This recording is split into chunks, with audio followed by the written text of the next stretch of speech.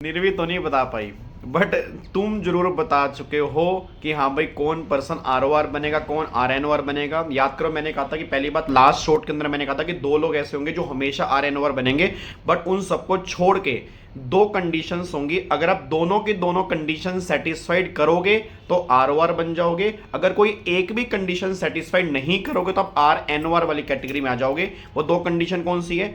जिस ईयर में आप प्रेसिडेंट बने हो, मतलब जिस प्रीवियस ईयर में प्रेसिडेंट बने हो उसके पिछले 10 साल में से किसी भी 2 साल कम से कम आपका रेजिडेंट होना जरूरी है। मतलब पिछले 10 में से किसी भी 2 साल आप प्रेसिडेंट रहे हो, और जिस ईयर में आप प्रेसिडेंट बने हो उसके पिछले 7 साल में 7 ईयर में 730 डेज और मोर अगर आप इंडिया में रहे हो। अगर ये दोनों कंडीशन सेटिस्फाइड हैं तो आप ROR वाली कैटेगरी में आ जाओगे।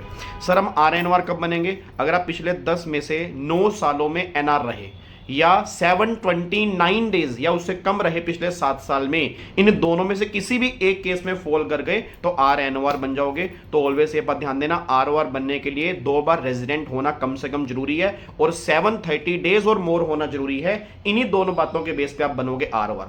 और एक बात और सुनो, हेलो भाई साहब, ओए इधर सुनो, इंडिविजुअल और HUF यही दोनों लोग ROR बन सकते हैं। बाकी सभी लोग या तो R बनेंगे या NR बनेंगे। इंडिविजुअल और HUF वाले केस में हम चेक करते हैं ROR और RNOR। अब सारे बच्चे मुझे कमेंट करके बताएंगे HUF वाले केस में स्टेटस कैसे निकालेंगे, पार्टनरशिप फर्म वाले केस में स्टेटस कैसे निकालेंगे, कंपनी वाले केस में स्टेटस कैसे निकालेंगे।